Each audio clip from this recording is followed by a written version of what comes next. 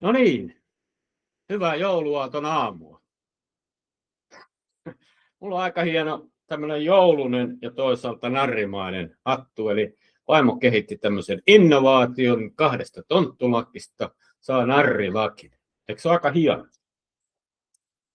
sanoin, että mä lähden joulukirkkoon tää päällä, mutta vaimo kyllä sanoi, että jos et vaikka lähtisi.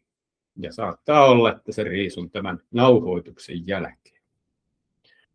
Joulu, hiljentymisen aikaa. Sen takia haluankin nostaa tässä yhden hyvin hienon käsitteen esiin. Siinä nauhoituksen alussa, alkukuvassa näette hahmon. Hän on kreikkalaisen mytologian jumala, Kairos, the god of opportune moment, eli mahdollisuuksien hetken jumala. Sitä voi kutsua myös ohikiitävän hetken jumalaksi. Kairos on sellainen hahmo, joka tulee paikalle, haluaa sinulle ilmoittaa, että nyt on oikea hetki, toimi, ja saman tien hän häipyy. Eli Kairoksen suhteen kannattaa olla tarkkana. Ja tämä Kairos liittyy myös toiseen käsitteeseen, kun on 2 erilaista aikakäsitettä, tämmöinen antiikkinen tai vanhaan aikaan paljon sovellettu ja luonnossakin tänä päivänä voimassa oleva aikakäsitys. Kairos-aikakäsitys. Kairos-aikakäsitys on merkityksellistä aikaa. Se on sitä aikaa, jonka arvo lasketaan siinä, mitä sinä saat aikaan, minkälaisia tuloksia, tuntemuksia, asioita saat sen ajan kuluessa tehtyä, suoritettua, mietittyä ja niin edelleen. Se ei ole sidottu tähän meidän kronologiseen aikaan, eli siihen, että kello, kalenteri ja deadlineit määrittää sinun tekemisiesi. Ja se, että kun kalenteri on täynnä, se rajoittaa sinun tekemisiesi rajusti. Se on antikairosta.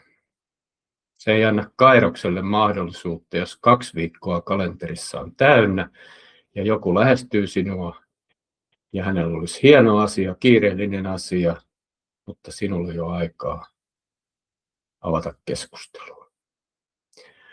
Tämä aika on myöskin siitä mielessä hieno. Mä en tiedä, onko kuinka moni sitä edes miettinyt. Jos oli yksi ajattelija, joka yhdessä vaiheessa ihmetteli, että käsittelemmekö aikaa kuten valuuttaa, rahaa, että kulutamme aikaa, se on kuin valuuttaa. Sitähän se ei ole. Meillä jokaisella, niin köyhällä kuin rikkaalla, riippumatta kansalaisuudesta, maantieteestä, mistä tahansa, jokaisella ihmisellä tässä maailmassa on aikaa 24 tuntia vuorokaudessa. Se, että paljonko vuosia on jäljellä, sitähän me emme tiedä ja se on korkeimman kädessä. Mutta tämä lyhyen aikavälin aikakäsitys kaikilla meillä sitä on yhtä paljon. Voi sanoa, että ne, joilla on aina aikaa ystäville, uusien ideoiden pohdiskelulle ja näin, saattavat olla ja ovatkin jopa paljon rikkaampia kuin ne, joilla tätä aikaa ei ole, koska se on sidottu kalenteriin, kalenteri on täynnä, tapaamisiin, työnteon vilskeeseen, muuhun tällaiseen. Siinä mielessä joulu on hienoa aikaa. Se antaa meille mahdollisuuden muuttaa aikakäsitystämme edes hetkeksi Kairos-moodiin. Se antaa meille mahdollisuuden hiljentyä, tehdä sellaisia asioita haluaisimme tehdä pitkin vuotta, mutta jotka eivät ole kuitenkaan mahdollisia kuin tiettyinä aikoina, ehkä joulun aikaan, loma-aikaan ja niin edelleen. Se on kyllä harmillista. Näin eläkeläisenä, eläkeläistutkijana, kirjailijana tietysti helppo sanoa, mutta olen minäkin siinä oravan pyörässä ollut. niin kuin tiedätte. No sitten tähän hyvä esimerkki joulunajasta myöskin on miettiä sitä, että miten tämä Kairos-aikakäsitys voi ilmentyä. Sehän voi ilmentyä esimerkiksi joulun aikana juuri niin, ja minulla on hyviä ja huonoja muistoja siitä, kuinka pitkältä se aika pienestä pojasta tuntui, kun odotettiin joulupukkia. Varmaan aika monella teistäkin on vastaavia muistoja. Kun ne 2-3 tuntia siinä aaton iltapäivän korvalla tuntuivat ikuisuudelta, kun se pukki ei tule ja sitä vaan odotetaan ja odotetaan ja odotetaan. Se on hyvä esimerkki siitä, kun aika ei kulu millään. Tai tuntuu siltä, että aika ei kulu millään. Ja sitten toinen ääripää on, minulla tänä vuonna oli tämä hieno, erittäin kiehtova kirjaprojekti, jossa mä tutustuin ovinarrien maailmaan, Arthur Koestlerin filosofioihin, serendipitin olemukseen, serendipitin alkuperän mysteerioihin ja paljastin sieltä ennennäkemättömiä asioita, joita nyt sitten piakkoin ilmestyvässä kirjassani tuon esille. Niin tämä kirjaprojekti jälleen kerran muistutti minua siitä, että minkälaiseksi se Kairos-aikakäsitys voi muuttua silloin, kun sinä olet flow-tilassa. Eli se on tila, jossa sä uppoudut johonkin asiaan niin huolella ja niin syvällisesti, että et huomaa lainkaan, kuin aika kuluu. Minulla saattoi mennä aamupäivällä 4 tuntia tässä toimistossa tutkiessani näitä asioita tai kirjoittaessani niitä ylös, kehitteleessäni tätä kirjan narratiivia. Se aika tuntui menevän kuin siivillä.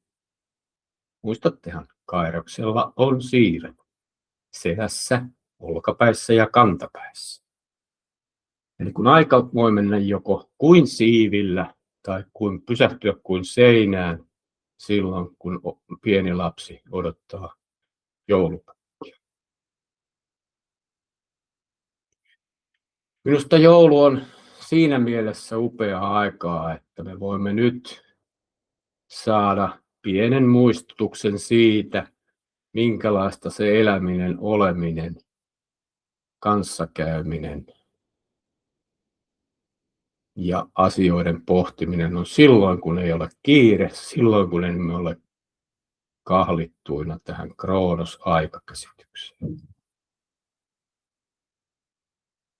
Siinä on sekin hyvä puoli, että jos te nyt joulun aikana tunnette Kairoksen läsnäolon, huomaatte, että nyt se Kairos koputtaa olkapäälle, nyt kannattaa tehdä jotain, niin se on erinomainen asia, koska se, mihin se voi johtaa siihen, että tulevana vuonna olette alttiimpia huomaamaan, milloin se Kairos on koputtelemassa olkapäälle.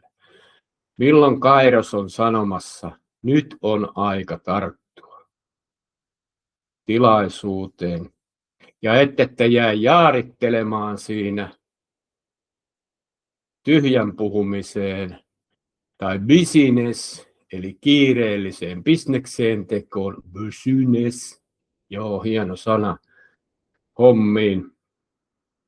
Niin kun olette kokeneet sen Kairoksen nyt jouluna, Kairoksen läsnäolon, niin se on helpompi kokea tulevana vuonna. Ja niinpä toivotankin teille alttiutta havaita Kairos joulun aikana. Joulu on Kairoksen aikaa ja tulevana vuonna on ehkä sitten helpompi tarttua tilaisuuteen. Toivotan teille oikein hyvää joulua. Olkoon Kairos kanssa.